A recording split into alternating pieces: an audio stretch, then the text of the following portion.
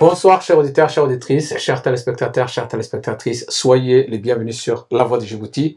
Ce soir, dans notre émission Aide du continent, nous allons voir ce qu'est JVP, Journée internationale de vivre ensemble en paix. À cette occasion, nous avons invité le président des scouts musulmans de France, Abdelhak Sahli. Bonsoir et merci d'avoir accepté notre invitation. C'est un plaisir. De mon autre côté, j'ai Amadi Mbodj, commissaire international OMS. Merci Amadi d'avoir accepté notre invitation aussi. Merci de nous avoir invités. Alors, avant de parler de cette journée qui est si spéciale d'après ce que vous nous avez dit, on va essayer déjà de comprendre ce qu'est le scoutisme. Et le scoutisme dans le monde musulman, parce que lorsqu'on est en France, pour les Français ou bien même dans des pays musulmans, on n'entend pas souvent le scoutisme dans le monde musulman. Et est-ce que vous pouvez nous rappeler un petit peu d'où vient ce scoutisme et comment c'est arrivé aussi dans la religion musulmane? Alors, le scoutisme, c'est un mouvement d'éducation populaire. Le fondateur du scoutisme, en tout cas celui qui a eu l'idée, était Lord Baden-Powell, qui était un chef militaire, et qui s'est dit comment, avec toute mon expérience militaire, je peux mettre ça en œuvre pour la jeunesse. Donc passer de l'aspect un petit peu guerrier, même si on en pense qu'on souhaite, hein, passer vers le côté plutôt éducatif et côté paix. Et il a décidé d'emmener des jeunes camper, en fait des jeunes issus d'un milieu défavorisé, donc des jeunes en difficulté, pour les faire camper et de mettre tout ce qu'il a appris au profit de cette jeunesse. Et c'est comme ça qu'est né le scoutisme. Lord Baden-Powell était protestant. D'accord. Et puis ensuite, mais ça Amadi, je pense qu'il en parlera beaucoup mieux que moi, parce que Amadi c'est un scout depuis qu'il est enfant. D'accord. Et depuis, donc, ce mouvement s'est répandu, on va dire, à travers le monde, sur tous les continents. Premier mouvement de jeunesse mondial, en termes éducatifs non formels. Et donc, vous parliez de l'aspect musulman. Oui. Il faut savoir que le nombre de scouts dans le monde est plus important, ce sont les musulmans. Parce que vous avez l'Indonésie aussi qui est très scout. Et le premier pays musulman dans le monde. Le plus grand pays musulman dans le monde, bien sûr. Et donc, je crois, si je ne me trompe pas, m'a dit, c'est plus de 20 millions de scouts en Indonésie. Donc, sur les 70 millions, ça fait déjà une belle part. D'accord. Alors, Amadi, au niveau de... Vous êtes commissaire international de l'OMS. C'est quoi cet organisme?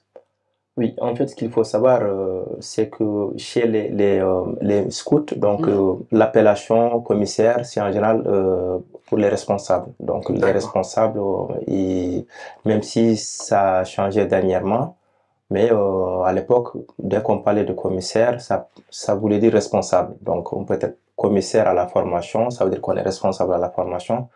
Commissaire général, ça veut dire qu'on est donc le responsable général, voilà. Et donc le commissaire international, d'abord je vais essayer de répondre à ça, et ensuite l'OMS, c'est l'organisation qui regroupe tous les pays, voilà, à part 2 ou 3 pays, à savoir la Chine, où c'est encore, ou la Corée, où il est encore difficile. Vous êtes présent dans combien de pays? Les scouts, ils sont présents aujourd'hui, si ma mémoire est bonne, dans 172 pays. Quelle que soit la religion. Voilà, dans 172 pays. Et donc, ça, c'est l'Organisation mondiale du mouvement scout, donc qui regroupe tous les scouts du monde. D'accord. Voilà. Et chaque 3 ans, donc tous les scouts du monde se retrouvent quelque part. D'ailleurs, la prochaine conférence mondiale, elle aura lieu en Égypte en août, où il y aura toutes les organisations de scouts du monde qui vont se retrouver pour d'abord faire le bilan des 3 dernières années et ensuite aussi se projeter sur les 3 ans à venir et voir les 10 ans à venir, donc à mettre en place une nouvelle vision. D'accord. ces mouvements de scoutisme, on va voir les liens entre vous, votre mouvement, et justement cette journée internationale de vivre ensemble en paix. Alors, cette journée a été une journée initiée, en tout cas qui a été adoptée par l'ONU. C'est une journée qui fait partie du calendrier de l'Organisation internationale du monde. Donc, comment c'est arrivé que cette journée du 16 mai, si ma mémoire est bonne, qui a été adoptée en 16 mai 2017. Comment c'est le 8 décembre 2017. Exactement. Et la journée, elle est pour les 16. Elle est pour tous les 16 mai de chaque année, tout à fait. Alors, si on reprend un peu depuis le début, comment c'est arrivé cette journée et qui a été l'initiateur de cette journée? Alors, il faut savoir que on parlait de scoutisme. Le scoutisme est avant tout une méthode éducative. Et je dirais le slogan, en tout cas le leitmotiv du scoutisme, c'est construire un monde meilleur. Qui dit construire un monde meilleur, c'est un monde en paix avec soi-même, en paix avec les autres, en paix avec l'environnement. Et donc, c'est tout à fait naturel que le scoutisme, en fait, rejoigne cette idée de paix, cette idée de vivre ensemble en paix. Et l'initiateur de cette journée est le fondateur des Scouts musulmans de France, le Cheikh Khaled Bentounès, qui a émis cette idée lors d'un congrès international qui s'est déroulé en Algérie, à Oran, qui était un congrès en fait autour du féminin. Pas uniquement de la femme, mais du féminin, de cette énergie créatrice qu'est le féminin. Et a été émis l'idée d'une journée mondiale du vivre ensemble en paix. À l'époque, ça s'appelait Journée mondiale du vivre ensemble. Donc cette idée est partie. Donc le Cheikh Bentounès qui a initié cette idée. On a dû créer un certain nombre de pétitions. Le Cheikh Khaled Bentounès, c'est algérien d'origine, il est fondateur des Scouts musulmans de France, il vit en France. D'accord. Et il a eu cette idée de dire on va faire une journée internationale du vivre ensemble en paix, pas uniquement une journée pour se voir, se rencontrer, mais bien pour créer en fait si vous voulez, des outils, en tout cas un moyen de participer à la création d'une dynamique autour de la paix. Et il a fallu convaincre les pays, il a fallu convaincre les États, il a fallu convaincre la société civile, il a fallu convaincre des décideurs, etc. Et donc on avait mis en place à l'époque un certain nombre très important, c'est l'ONG, il faut que ce soit une ONG qui porte une résolution au niveau des Nations Unies, et l'ONG c'est Aïssa ONG International, l'association Soufi internationale, l'association internationale Soufi Alaouia, qui a porté ce projet, et qui ensuite, une résolution au niveau des Nations Unies doit être portée par un pays. Et donc, on a sollicité un certain nombre de pays, certains ont dit non, c'est trop compliqué, faites autre chose. Il faut savoir que le Cheikh Bentounès est un homme d'action et donc qui ne laisse pas facilement tomber. Quand il y a une idée, quand il est convaincu, il va jusqu'au bout, et c'est ce qu'on pousse nos jeunes d'ailleurs aussi dans cette voie-là. Quand on a une idée, quand on a un projet, il faut aller jusqu'au bout. Et donc, l'Algérie s'est portée candidate pour porter cette résolution au niveau des Nations Unies, et d'ailleurs on remercie l'Algérie pour ça. Et le 8 décembre 2017 a été adoptée cette journée à l'unanimité de 193 États. C'est important que ce soit à l'unanimité et non pas sous forme d'un vote qui nécessite qu'une majorité. Là, tous les pays se sont mis d'accord pour cette journée. Et pourquoi le 16 mai? Parce que vous me demandiez le 16 mai. Oui. Tout simplement, les pays ont demandé à ce qu'il fasse beau chez eux. D'accord. Et ils se sont rendus compte qu'en mai, dans beaucoup de pays, il faisait beau pour pouvoir célébrer cette journée à l'extérieur, en plein air, etc. D'accord. Vous avez parlé tout à l'heure de vivre ensemble. Oui. En paix. Oui. Et dans le monde aujourd'hui qu'on vit, on a un peu l'impression que cette paix est en train de partir. En tout cas, il y a des guerres qui se déroulent un peu partout. Comment aujourd'hui insuffler cette idée de paix, de vivre ensemble, alors que on a l'impression aussi que du côté des religions, il y a stigmatisation à un certain nombre de religions. On parle de façon négative des religions, de façon positive. Et on a l'impression qu'il y a un mélange.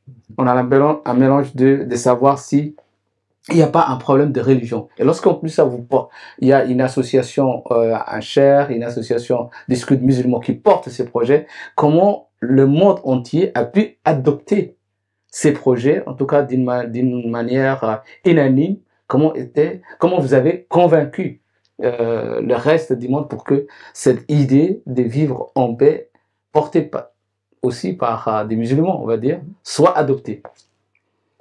Alors, il faut savoir qu'avant tout, c'est porté par des hommes et des femmes et des hommes, qui sont convaincus que la paix est une nécessité. Il faut être convaincu. Si on n'est pas convaincu, on ne pourra pas convaincre. Donc, il faut être convaincu et il faut être porteur d'un message de paix. Le Cheikh Bentounès dit toujours que la paix n'est pas forcément une absence de conflit. La paix est avant tout une paix avec soi-même. Déjà, est-ce qu'on est en paix avec nous-mêmes? Et force est de constater que ce message a touché aussi des décideurs. Pour une anecdote, il avait présenté cette idée de journée internationale à une femme qui attendait un enfant, qui était, c'est une ambassadrice, hein, et qui lui a dit, mais nous, on fait pas ça pour nous, on fait ça pour votre enfant, qui était dans son ventre. Donc pour l'avenir, pour la jeunesse. Et là, alors, est-ce que c'est là le côté maternel qui s'est éveillé en elle? Parce que c'est quand même un lien fort d'amour entre la mère et l'enfant. Et donc, elle a compris ce message tout de suite. Et c'est comme ça, chacun comprend son message à son niveau. Alors, je tiens quand même à rappeler, ce n'est pas uniquement les scouts musulmans de France. Les scouts musulmans de France ont participé. Il y a eu un élan. C'est surtout cette ONG Aïssa International qui a été à l'initiative de cette journée, en tout cas, qui a porté ce projet-là. Et encore une fois, ce sont des femmes et des hommes qui sont convaincus. Mais ça, on en parlera après sur cette journée internationale et de la célébration de la future journée internationale qui aura lieu en 2024, qui sont convaincus qu'en fait, une autre alternative est indispensable. Parce que comme vous le dites, aujourd'hui, les guerres sont partout, les conflits sont partout. Les conflits sont en Europe, ils sont au Moyen-Orient, ils sont à côté de chez nous, ils sont là, ils sont présents. Donc on se rend compte en fait qu'on est quelque part dans une société qui est peut-être à bout de souffle et qu'il faut trouver une autre dynamique quelque part pour relancer cette humanité. Le président Abdelhak nous dit que la paix, il faut être en paix avec soi-même pour être en paix avec le reste du monde.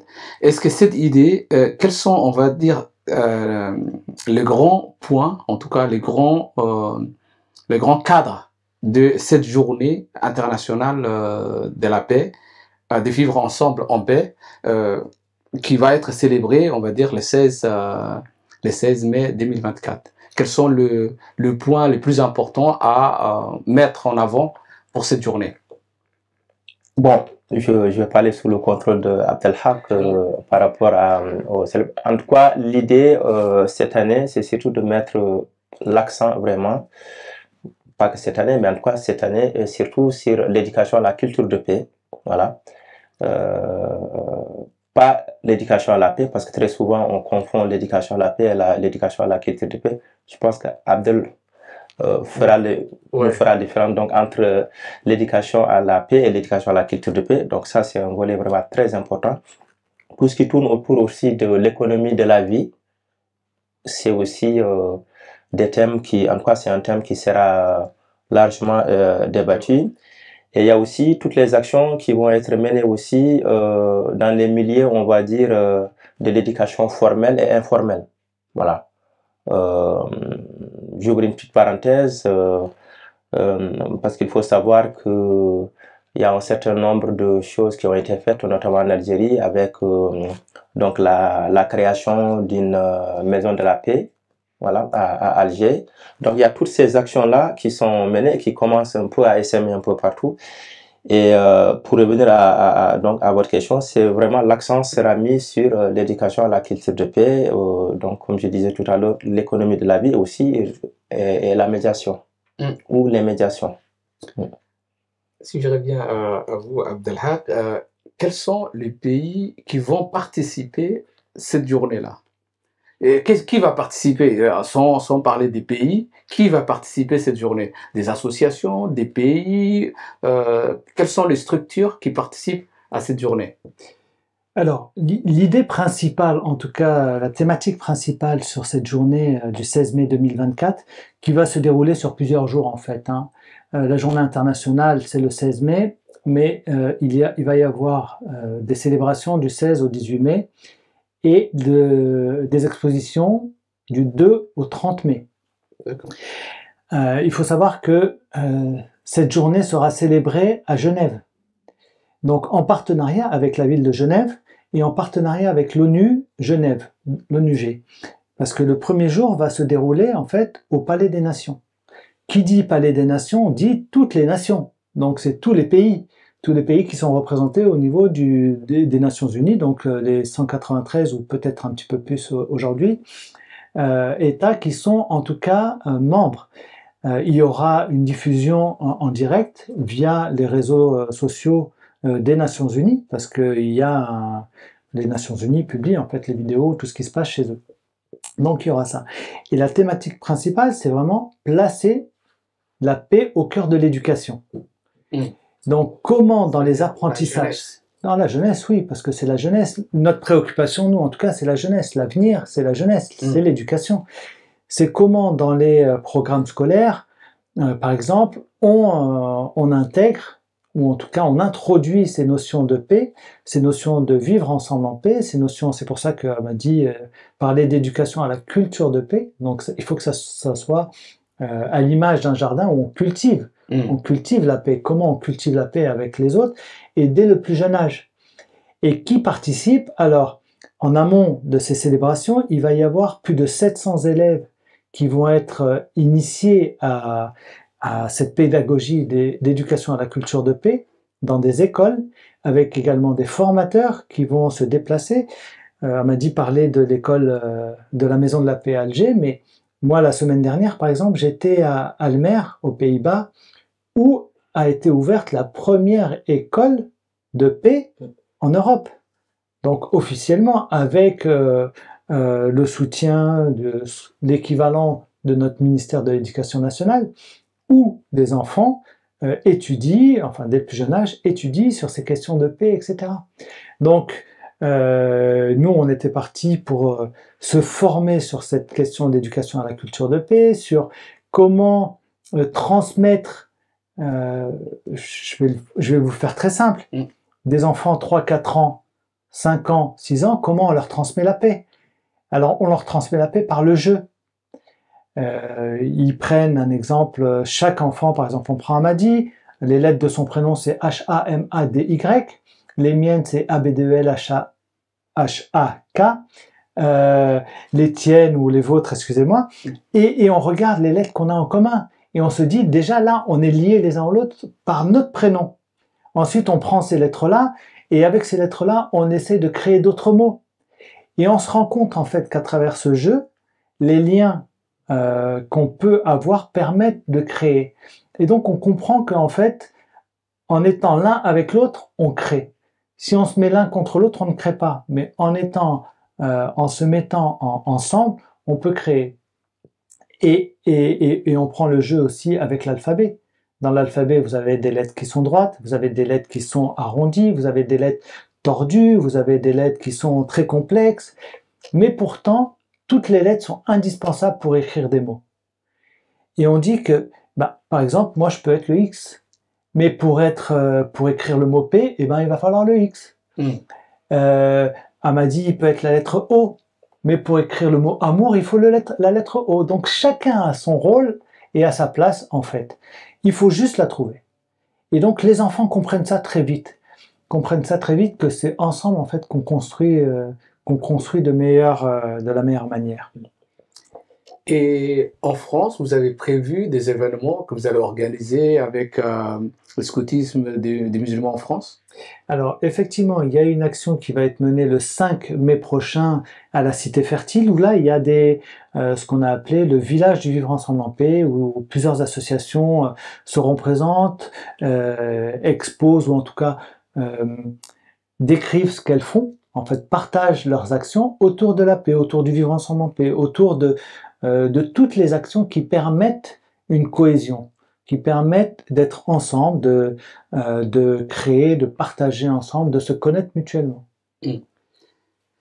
Si je reviens un petit peu à Madi, celui qui ne connaît rien du scoutisme, quels sont aujourd'hui, comment il peut se référer et quelles sont les actions que les organisations du scout font avec les jeunes?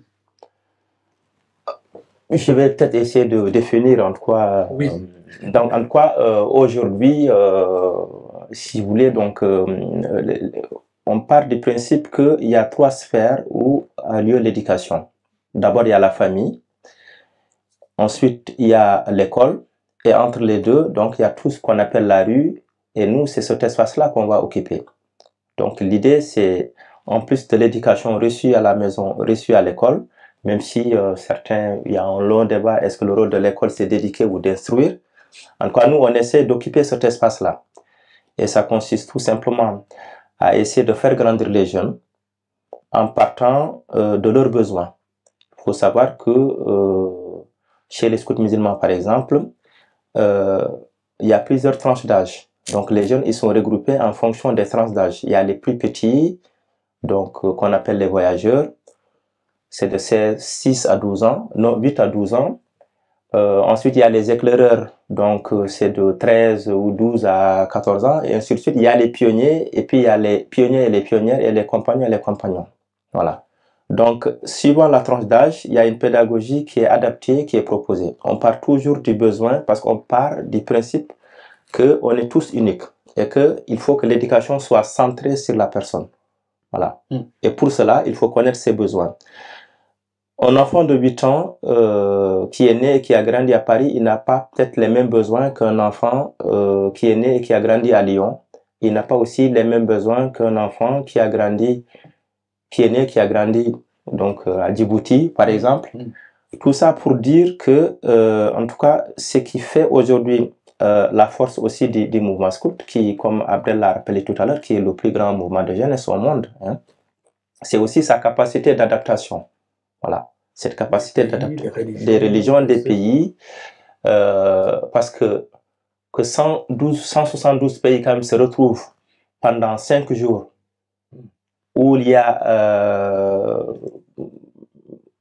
on va dire, toutes les religions, ou même pas. Il y en a aussi qui ne croient à aucune religion, mais qui arrivent quand même à se retrouver autour de l'essentiel, c'est important. Récemment, en 2023, il y a ce qu'on appelle le Jamboree. Donc le Jamboree, c'est un rassemblement des jeunes de tout le monde entier. Voilà. Et la dernière en date a eu lieu en Corée du Sud, où il y a eu environ 40 000 jeunes qui se sont retrouvés, voilà, pour échanger, pour courir ensemble, et tout ça.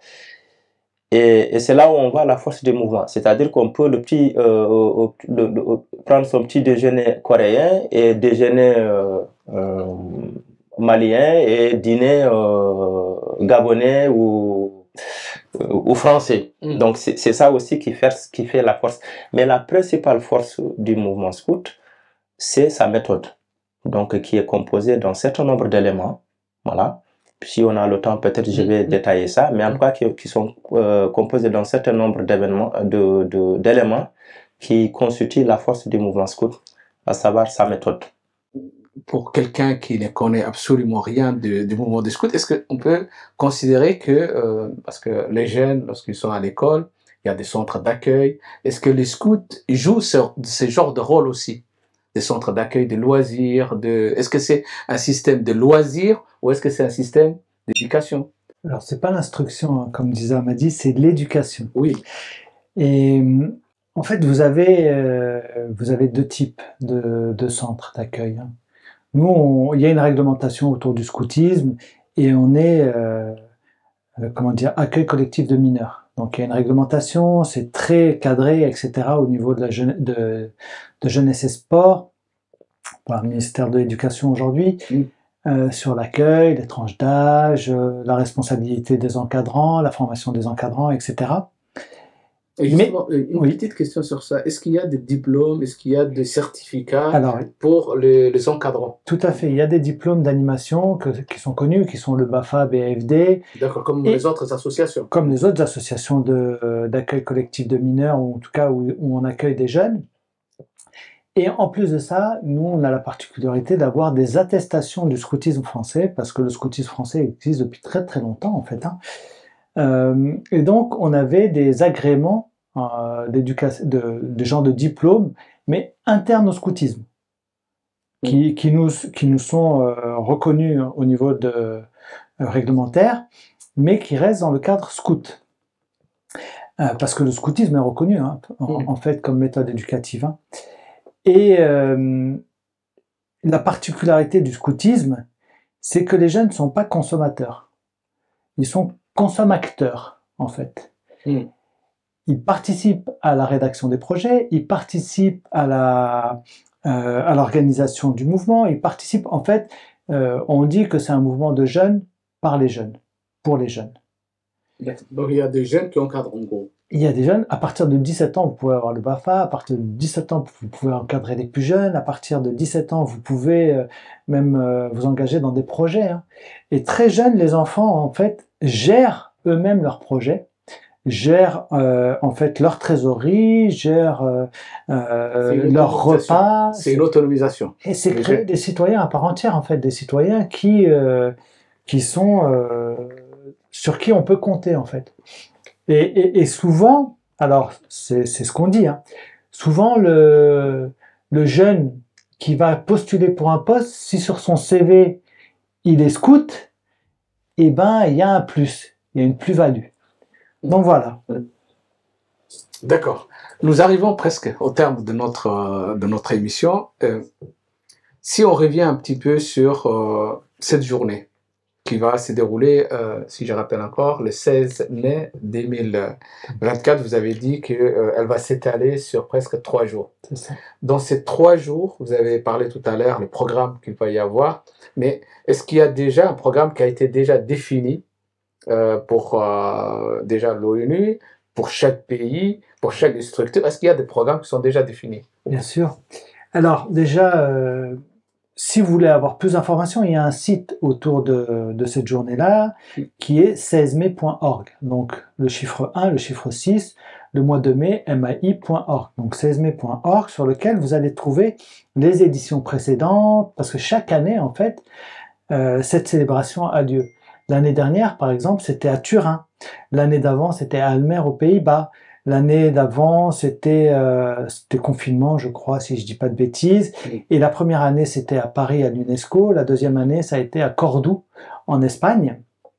Et chaque année, elle prend une thématique, ou en tout cas une coloration particulière. Et cette année, effectivement, c'est au Palais des Nations, parce qu'il faut aussi rappeler à ceux qui ont adopté cette résolution comment on la met en œuvre. Leurs engagements. Eh oui, vous avez choisi d'adopter une résolution, comment on fait maintenant? Qu'est-ce qu'on fait?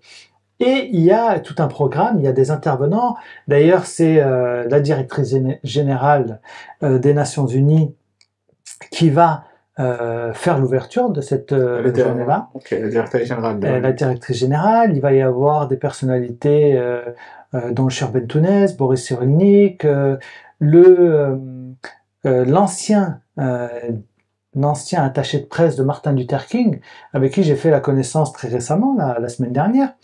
Donc il va y avoir des personnalités, il va y avoir des personnes qui sont formées, des éducateurs, des formateurs au niveau de tout ça. Et donc il y a tout un programme.